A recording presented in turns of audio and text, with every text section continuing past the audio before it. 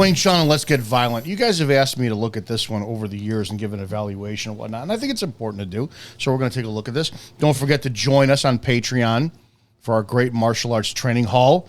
Go to patreon.com, Izzo Wing Chun. You can click the link below and join us. We've been having a great time so far talking about martial arts without the forum garbage of censorship and translating or mistranslating tonality and being like, what does this asshole say? Or it is what it is. You guys know how much I love forums. I think one of the biggest reasons why my Wing Chun has been so effective and why my interpretation of how to apply it is superior to most people is because I daydreamt about it for years. And here's what I mean. When I had my first teacher, Danny Halligan, Sifu Danny Halligan from Iowa Wing Chun, he would only come out once a month. And Danny would give, if I especially knew, like a part of the first form, I had the senior students teach me part of the first form. So if I only had the first section, the first opening movement of the first form, boom, I would do that over and over. And it was 4 weeks I would do that. If I had a Tan Da and it was a static position, I'd be in my Yiji Kim Young Ma stance and I'd be Tan Da and return, Tan Da and return. And then you'd build on that. Well, then it's Tan Da and turn and reset. Tan Da and turn and reset. And the gaps that I filled during that time was an obsession over it of fantasizing, mock scenario fights in my head to validate or invalidate the authenticity of what I was learning. One of the most brilliant things when it comes to fighting is the visualization, right? And I think the biggest key in anyone's effectiveness kind of fits in with Mike Tyson saying everyone has a plan until they get punched in the mouth, right? And that applies to definitely martial arts and Wing Chun, because what do most of people do in Wing Chun? They base their display or knowledge of Wing Chun based off of being fed a telegraphed, controlled punch. Then it's 20 moves into your one outwardly stretched punch, right? And then what do we do in the Wing Chun community? We justify that by saying, well, you have to understand, 300 years ago in feudal China, they had armor on, so those punches would stay out longer, and that's what the Wing Chun was based. It's a bunch of bullshit. It's a lack of understanding how to apply your Wing Chun once contact is made, or the oh shit factor that so many people know. Now, what I came from was a wrestling background. So you simply had toe on the line, hands up, whistle blew, boom, contact was made. There was no time to think. You didn't have the apprehension of like being punched in the face, right? And that's how the gap was bridged like a boxer was. It was, you knew you were going in and somebody was going to shoot a takedown on you. You were going to tie up, body lock, whatever it was, and contact was going to be immediately made.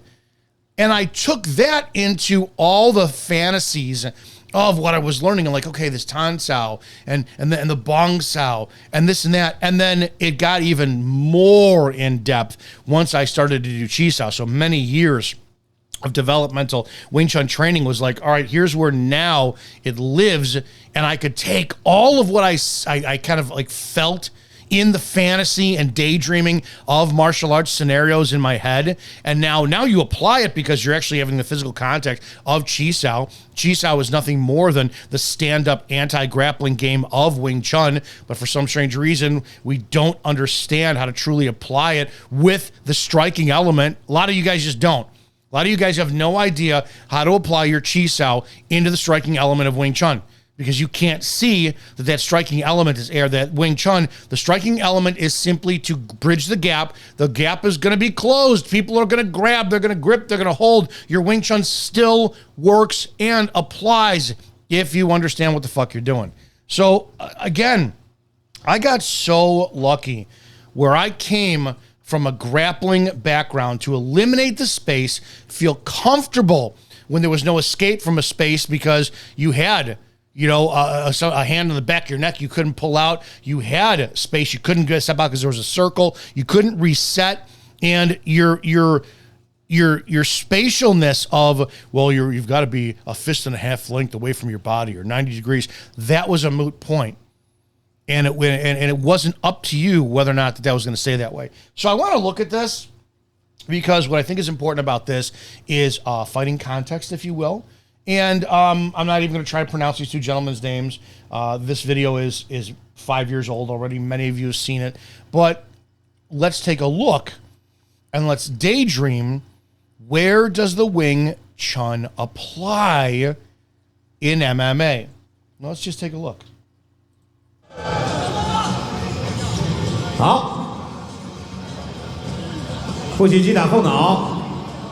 I don't know either one of these fighters. I don't know what their ability is. I don't know what their skill level is. No idea.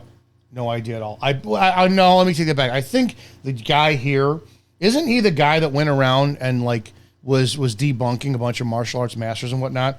The first thing that tells me this Wing Chun guy is not ready to fight is he has no separation. Like there's no spring in between his upper triangle and lower triangle. He is just a pull right there. The back knee is not ready to take any weight. He's almost favoring on this back leg. He's standing the same strong side versus strong side, which if you know my view on this, you know I can't stand this. It cuts off all possibility of a quick recovery.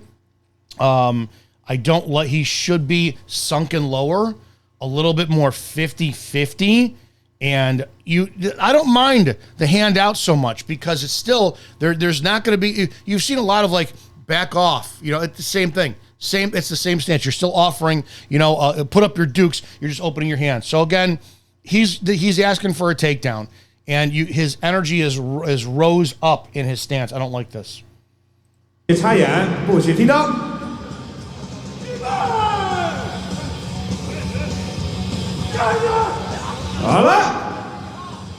Okay, here's something really off the bat. This is what I really want to emphasize when it comes to the reason I stand opposite leg versus lead arm. So if a right arm is out, that means your left leg would be out, okay? So you're going to be forming a facing triangle. And I never like to stand, A, this bladed, this is the tightrope walking, B, this exaggerated of a lead foot. You're going to see when he starts to move, watch him moving, he has to turn and face very robotically. See him, look at him move. His facing time, okay, he took 3 steps to face on a 90 degree. 1, 2, 3. 3 steps he's facing 90 degrees, right? If you're in left leg, right leg stance, all right, I'll do the same thing he did. And I want to turn this way. 1, 2, 3, okay? If it's opposite leg, left leg, right leg, it's simply 1, you're there. Or if it's 50-50 with a slight stagger, it's 1, it's 2. I can't stress enough. Your footwork for facing is everything, and this is just horse shit when these guys do this tightrope walking crap. But that's the Bruce Lee he saw fencing, and he thought fencing was fantastic footwork crap. Yeah. Okay, let's look at it again. I'm going to be dissecting the shit out of this. Remember, Wing Chun, I don't care how skilled, and even for me, I don't care how skilled we are in Chi Sao, there is always a delay from where the initial touch and contact is to the reaction. I wear the shirt. You guys have seen it. It says Wing Chun, touch me in your first lessons for free. Okay. The second you feel that touch, that's the part of the Man Sao, Wu Sao, the asking hand, which is that lead hand, means that when you make contact with it, I know when to blast right in. Let's see, because the MMA guy, he makes contact with the Man Sao. Let's see how quickly the Wing Chun fighter just feels that space and blasts in. One touch, 2 touches, and 2 touches and barely any reaction. Okay, let's go back and watch this again. Touch, boom. All right, here, if you watch this, and I'm going to break this down. It's going to be annoying. You guys have seen this several times. I'm going to break this down. Watch what he does. He gets pawed twice with his right hand, and you would think, right? Pressure means blasting on the other hand. So he gets pawed twice, 1, 2. Instead of feeling it and then contacting with this hand, he pulls back and he attacks with the same hand, the right hand. Where's their power in that attack? Touch, touch. That's the hand he attacks with. And look at his footwork. His footwork is gone. He has no power in his spring forward. So these are all things you have to obsessively look over when you're watching your Wing Chun. Paw, paw, and look, he goes, here's the step. So is he going to have spring off that back leg for the step? That's a little hop. Now, let's watch what he does. Oh. I don't know where in Wing Chun we teach rock'em sock'em robots. Again, when pressure really is held on, your Wing Chun goes right out the fucking window, right?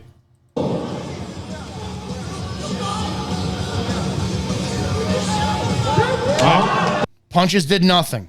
I talk about this in law enforcement all the time. When you see guys resort to strikes in law enforcement, it's like they don't work. You watch MMA guys get hit repeatedly in the head all the time, just like this, and it does fucking nothing. So why are we striking like that instead of using techniques that will work? Grabs, remember, more snake in Wing Chun, less crane, in my view. Snake strikes, snake also constricts, snake bites. We want to twist shit off. So if you get back in this position here, I want to watch this. This is what I'm talking about, the obsession. Look at this wide arm here. What Wing Chun technique is this? And again, remember, you pick up a brick, it's Wing Chun. You've heard me say that too. So can he make his Wing Chun work? Well, A, look at his structure. He has no structure whatsoever. So much for head over hips over feet. So why are you standing like that in the beginning? Let's back up. Bridges the gap. Oh. All right, this is where my fantasies of Wing Chun would come to life. Now, oh no, he's screwed. Wing Chun doesn't work. This is where I can't tell you, because unless you guys are in grappling, how all of your Wing Chun shit still works. You have to know where your structure lies. So what do we look at in Wing Chun, right? And one of the reasons why I don't demonstrate this stuff and I actually enjoy the breakdowns is it gives you guys who actually know Wing Chun an opportunity to feel, right? You get to think and feel at the same time I'm talking this, right? So visualize yourself. If you're a Wing Chun person, and remember, you guys ever see me do the 5-step drill? I'll put a link into the description of this video for the 5-step drill, which is exactly the purpose of this. When you're out of your position, how do you recover to use your Wing Chun? So he doesn't have head over hips over feet. He has one arm over the top of his head, and he has his other arm hooked here. This guy is going for an underhook, and in a great position, this MMA fighter has the structure, straighter spine. His spine is completely compromised, right? And he's holding on to his shoulder. So if you're a Wing Chun guy, think about this for a second, and you're put in this position, which you can be very easily, start to think, where does my Wing Chun live? You have to start to straighten up your spine. You can get lower. Drop yourself. Here's your turning and facing. He can't use any pressure to turn and face. What I feel from this is this hand needs to drop and cover this hip. This arm needs to come out from behind the head, come under, up the face, up the chin, turn, dummy application, turn right into him as you straighten and sink yourself up. It's there. It's all fucking there. Now, while you're being moved like that is going to be a problem. Well, okay, once he gets to this position, because he compromises his structure, this guy, the MMA fighter, is easier to move him because he's got the power. He's got the straight spine. He's got the squared stance. He's got the position. When you go and you move somebody for their balance, you want their structure compromised. You want their spine bent. You want to fold them in half at the hips. That's how you move somebody's mass. He's got it done successfully. The Wing Chun guy needs to let go back to structure, find the points on the body where you want him to make contact with, and then you go and attack. So you could still attack the core and the spine. But we think Wing Chun is simply just striking. No, Wing Chun is using the structure for pressure when it's necessary. So you have to find his center, find his core, and you have it. You still have a Tan strike, right? But it's a Tan push. And the Tan still, it's not a Tan attacking, it's a Tan structure. Up the face, into the core, into the spine, and turn. It's visually, this is where you need to be obsessed with your Wing Chun if you're going to survive the pressures of a fight. 好，到地面就没有了，到地面就没有了。好，到地面就没有了。 100% right now, the guy's rethinking his game, going, what the fuck am I doing? He's already mentally lost.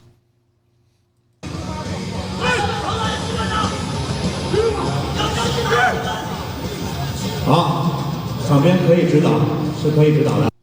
He's focusing up. Watch this first strike. He's striking up. Like his power is going up. 场边可以指导，是可以。 You can see it. You can see, look at his raised structure. He's up. All of his intent is rising, and that's very easy to take somebody down when they're not sinking their energy into the earth. 指导的，好，这一拳确实很快啊。 Again, he gets his structure compromised and he folds right in half. He doesn't understand pressure. And this is, I'm going to say, this is most Wing Chun fighters and most Wing Chun schools out there. You guys do not understand what happens when your pressure is met and all of a sudden it's, how do I say this? You've got the power to punch. You don't have the power to hold. And look at a repetition, okay? So repetition on a bench press or any squat, anything, you've got the positive, the negative, and the concentric, the hold, right? So I don't know what the positive is. Eccentric, concentric. I don't even remember anymore. So you can push and punch, right? In the first form, what does the first form teach us in this section with the Yun Sao section? I've told you this so many fucking times. This section is about learning to control going forward while you're coming backwards so you will not collapse. Again, you're coming backwards while going forwards so you just won't collapse. An analogy of that is picture a wall. And you're in construction and there's 20 of you and you've got to take a wall and you want the integrity of the wall to stay in shape, but you need to flatten the wall out so you can build it up, right? So you guys are going to lean the wall back. Many of you get on the wall and you're guiding the wall backwards. Guiding the wall backwards. You're offering pressure going forward to prevent it from just flattening out and cracking into a million pieces. Does that make sense? Okay. Once that happens, you need to start looking at your pressure for Wing Chun. That's your eccentric. That's your negative rep. Positive rep is the punch. That's what you guys all do. But what about the eccentric? So bench press. Maybe many of you can't bench press 225. No shaming in that. You can hold it. If I get on and if I spot you and you've never benched 225 before, I don't care if you're 110 pounds. I can unrack it. Your arms are locked out. You can hold it at the top of the movement. You may not be able to press it up, but you can guide it down to your chest without collapsing. Those two motions, those two pressures, the eccentric and the concentric, the negative and the static, 99% of you in Wing Chun have no fucking idea how to handle it. All you guys know how to do is the punch forward. That's it. All you guys know how to do. 这一拳确实很快啊。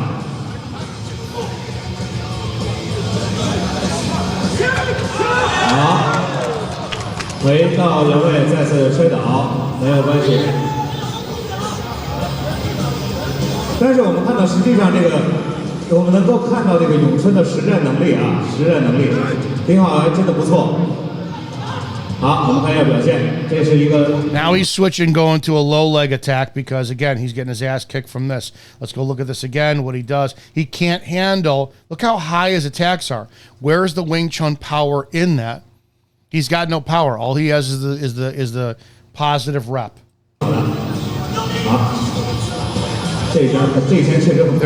There's no overwhelming because he knows that once he floods in with an attack, he's going to get tied up. He doesn't know how to do the pressure.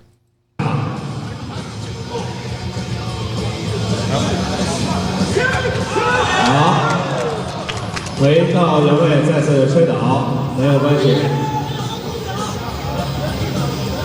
但是我们看到，实际上这个，我们能够看到这个咏春的实战能力啊，实战能力挺好，真的不错。好，我们看一下表现，这是一个旅程，哎，击倒，哎，不要再打，不要再打，好，不要再打，差一点，差一点，差一点啊，差一点。好，这是一个。 He goes to kick. Already you can see he's afraid. He's backing up. This is another reason I don't like kicking right here. Look what happens when you kick. You take yourself off balance. Look at him open up. He goes to kick. And right there, did you see how his arm flailed out? You lose your balance. For years, you guys have talked to me like, why don't you like kicking? This is a major fucking reason why I don't like kicking. You know, I'm 5'7". If most guys are 5'10" or taller and I fight, why would I give that advantage away by having both feet on the ground when I'm going to be one leg to try to reach you, but that's going to throw my balance off? Well, he got right over the top, man. Overhand right. Look, oh, geez, right. Oh, and look how fast that is. This is, too, where you guys do all your Wing Chun demos. And you're like, well, I could stop a punch by doing X, Y, and Z in your tanas. How fast are you able to see and pick up and feel a big old overhand right? Boom, right there. You're not. How would this have been solved easier? If he went in and smothered, okay? Make the contact, go in and smother, because then you would have been in the inside of that fucking punch, but he can't handle it. 2 rounds or two exchanges already. He's shown he can't do it. Look at him. He backs up. He hesitates once that contact is made, and he doesn't continue in. Contact is made. The strike, the kick, the elbow, the knee, whatever it is meant to bridge the gap to close the distance. Wing Chun fails because most of you out there do not know how to bridge the gap once that contact is made. It's proven all the time, and then the Wing Chun community goes, oh, well, see, Wing Chun doesn't work. So much for Wing Chun works in the bathroom, you guys forgot how to fucking use it in the bathroom. Look at his structure is gone.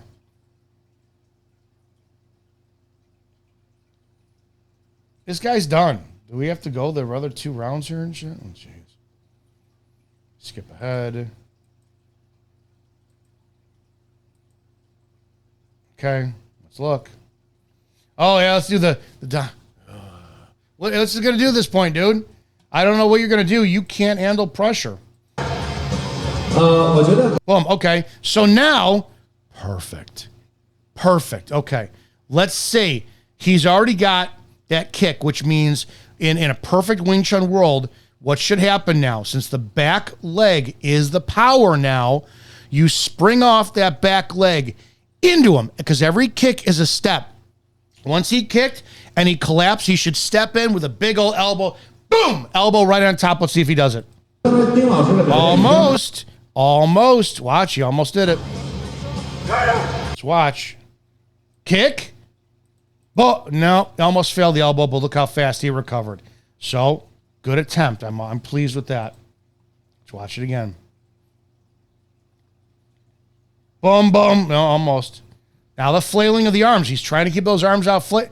He can't handle, so he goes down and compromises his structure all the time. Now, what do you do if you're in this position with the structure like this? Dude, this is where you have to start thinking for Wing Chun's sake, right? 5-step drill, again, like I keep saying. You have to and this is how I found anti-takedown in Wing Chun it's natural. You get taken down easy if your spine is compromised like that. Think about everybody trying to squat. You know, you guys have seen me squatting and doing a lot more heavy weights in the shorts of my YouTube videos now. It's because I'm powerlifting now. 50 years old, I'm powerlifting. But if you look at this, your body can't hold a barbell that's got 200, 300, 400 pounds. If it's bent like that, it's going to go right down and you're going to smash your face into the ground. So what do? You have to get your feet underneath you, straighten your spine. A straight spine can't be bent. Have somebody grip the back of your head from the front of you, put your head down, and then try to straighten your head up. You can't. But if you straighten your head up and tell them to pull their head down, they can't. You can't. It's a fantastic straight column of power that you have access to. He needs to get, again, if you're looking at Wing Chun, here's a double lancao, right there, boom, right in there, right into the kick. We've seen this a million times for this. Nope. Okay, trying to survive, no structure. No structure, man.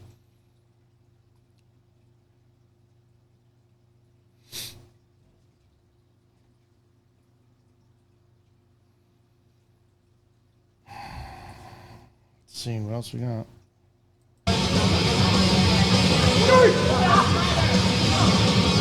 Yeah, now he's changing it up. You can see his hands are changing. Now he's going to a boxing almost because he knows his shit isn't working because he should have eaten space and he's backing up now.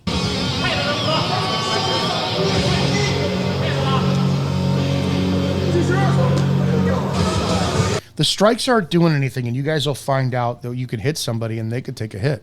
You could take a hit. This is one of the biggest problems when it comes to the Wing Chun community is 90% of you have never been in a fight. You guys think sparring is a fight. You could take a full-blown blast to the face and be like, ooh, okay, I'm still standing. That's interesting. And it'll change your mentality by going, damn it. I may not be able to knock somebody out in 2 seconds or less with Wing Chun. So you have to start saying, okay, what's going to happen? There's going to be nerves. There's going to be musculature. There's going to be oxygen burned. I'm going to get tired. What do you do when you get tired? We lean. We go to grappling. We try to prevent the wild swing because we punched ourselves out. It ends up here. This is how fights end up. So what should he be doing? Straightening his structure out. Here's his Yun Sao. Come over the top with that arm, Yun Sao, and at the same time straighten out. You're going to start to see this is where Chi Sao lives. Don't go start to rolling hands, but you know where he's at. He's got his arm right on you. Okay, boom, there's your turn. There's your Tan inside. There's your prying the arm up. Everything is right there. And yes, it happens fucking fast.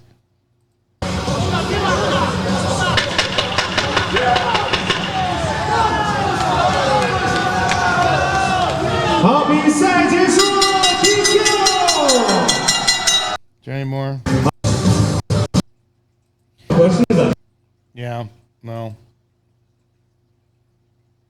Yeah, this is great. This, you know where you're being held on to.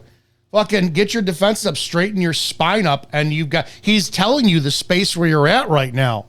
He's not trying to take you down, he's trying to hit. You've got all that you eliminated the hardest part of fighting, which is judging the distance on where your opponent is. He just did you a favor and you collapsed, you failed off of it.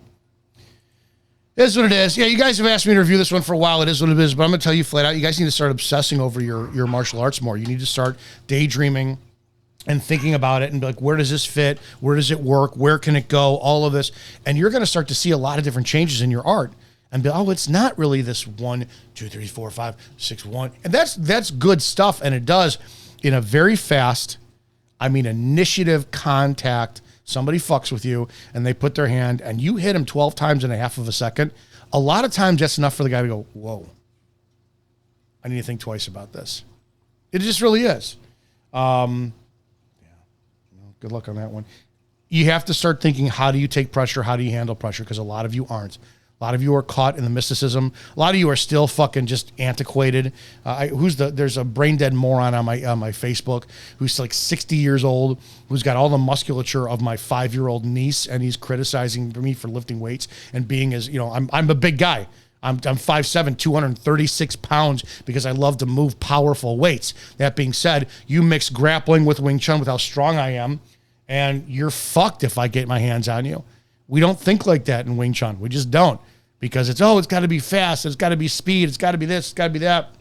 And we have become our own worst enemies in this art, embarrassing it, making people think that it just doesn't fucking work when it works so well if you understand pressure. People say pressure testing. They think it's like pressure testing, like the pressure of a fight. No, it's literal pressure. How much can you take when it's being put into you, being driven into you? You're being pushed. You're being pulled. You're being taken out of your stance. You're not rooted. You don't have time. You have to come to life, and you have to be the aggressive, dominant force based on constantly improving position and structure. That's what it is. Hope that made sense. Go over to patreon.com, Izzo Wing Chun, and I'll see you guys at the Great Martial Arts Training Hall. Have a great damn day.